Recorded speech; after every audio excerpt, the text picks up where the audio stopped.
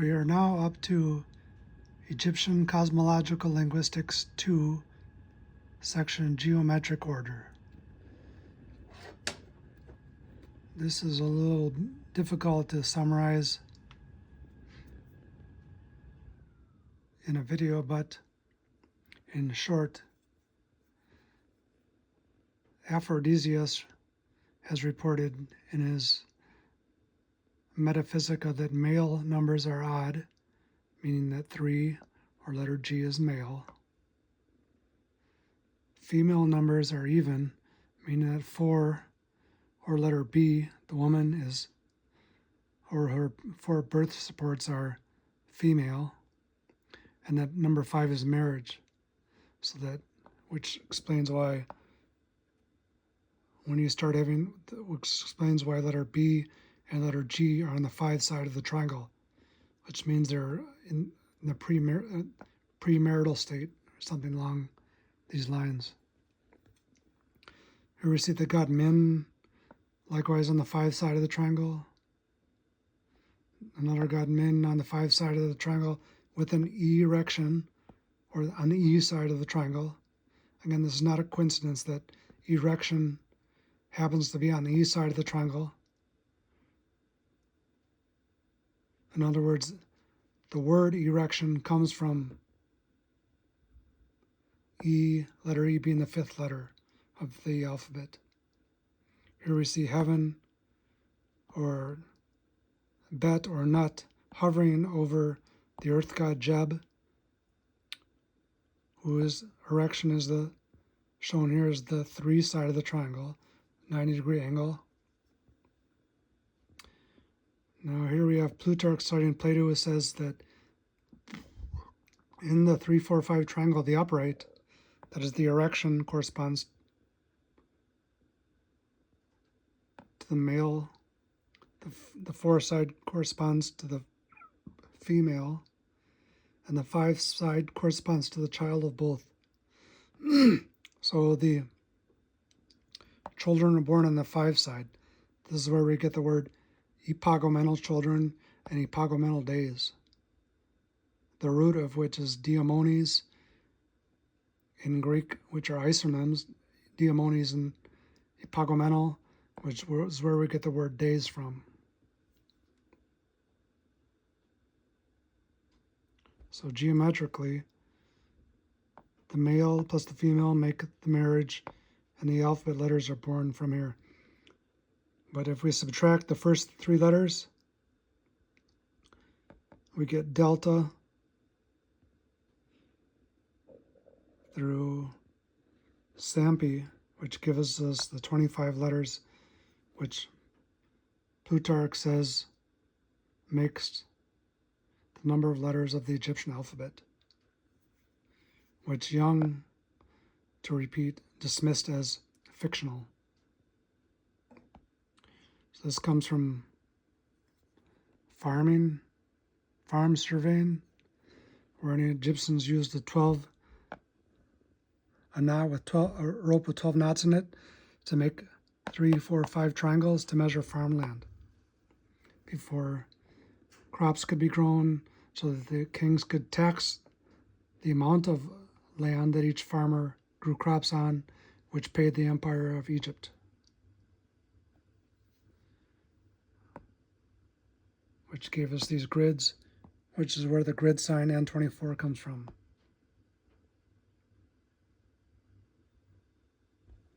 Which after that, once the farmland is measured, then you hoe, you sow, you grow, and you reap. Or letter A, letter E, and F. These are different letters, and this is letter M. Here we see Egyptians measuring farmland with the knotted rope. Here we see the Turin erotic papyrus, or a section of it, where we're going to see the letter G and letter B having sex on the 5 side of the triangle.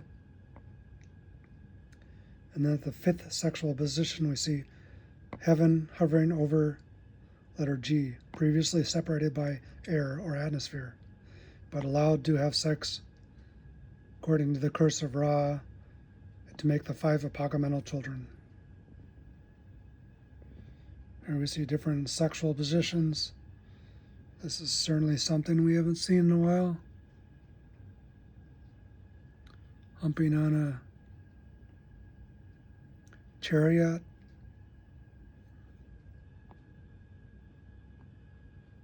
And here we see more. The man god hasn't really been figured out. Now we get to gnome order. As touched on in one of the previous videos, if you align the Phoenician letters from the circle dot or Philae Island all the way to the first 22 gnomes of Egypt, strangely matched to the first 22 letters of the Phoenician alphabet. This is Upper Egypt, this is Lower Egypt. This is called Upper because the Ethiopian mountains are higher and the snow melts and floods downward to the lower part of Egypt. We find that the letters map nicely. So when we study the alphabet origins, we want to study gnome order. For example, that the 15th gnome is where Hermopolis is. That corresponds to the Djed, which is one of the roots of the axis of the world, and also abacus. Now we get to Ugaritic order. This is a little bit of a new decoding, but we see A, B, G. And strangely, the 2 prongs of B match to the woman standing on her 2 legs. G matches to the phallus. And we loosely see that the phonetic order was being written in cuneiform sometime before or after the Leiden I-350 papyrus. Here we have Hebrew match. This goes back at least 1,000 or 2,000 years, where Hebrew and Phoenician letters, or Phoenician before Hebrew, were named ox, Bethel is house, Gimel is camel, and so on. Some of these have been decoded. For example, the 18th letter, Kaf, is now known as letter Q.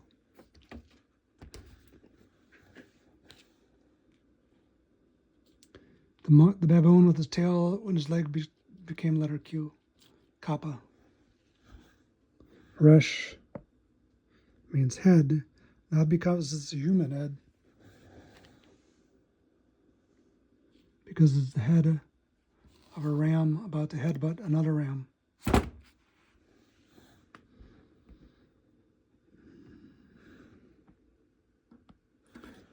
Egyptological match, we've touched on this. This is a big mess, which is where future Egyptologists and linguists are going to have to come together and figure out this mess. For example, this Q3 sign here, which Young Guest spelled the P of Ptolemy as an abacus. It doesn't have anything to do with letter P.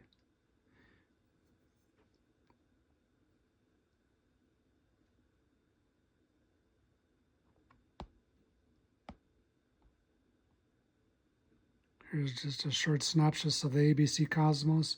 Here we see A, air, separating G, the earth god, from B, the stars. So we get, this is where letter A, B, and C came from. G became C later in Latin.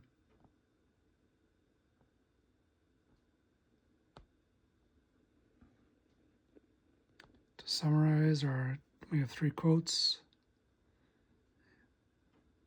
Anton Jeblin says that the alphabet characters are themselves hieroglyphic and they reach into the highest antiquity, and they originated when Egyptian hieroglyphs were abandoned. So this is pretty much correct. Demetrios Psychoios says that the first 4 letters representing the 1, 2, 3, 4 were invented in some language or Egyptian dialect, perhaps by Egyptian engineers who measured land and constructed 3, 4, 5 triangles, embodying their ideas, calculations, and reason in the matter, which eventually became a language. It's a very intelligent quote. And Sarah Setti, if you click on here, you can watch his YouTube, a short video. He says Champollion had no possibility of decoding hieroglyphs. without primary verification, you can never say that it's correct. So in large part, everything Champollion says are conjectures or hypotheses. There are no actual Egyptians that say or verify which hieroglyphic symbols Champollion conjectures are Coptic letters or Greek letters or French letters. So keep this in mind strongly. Certainly there are some things that he says that are true, but a large part of what he says is based without primary verification.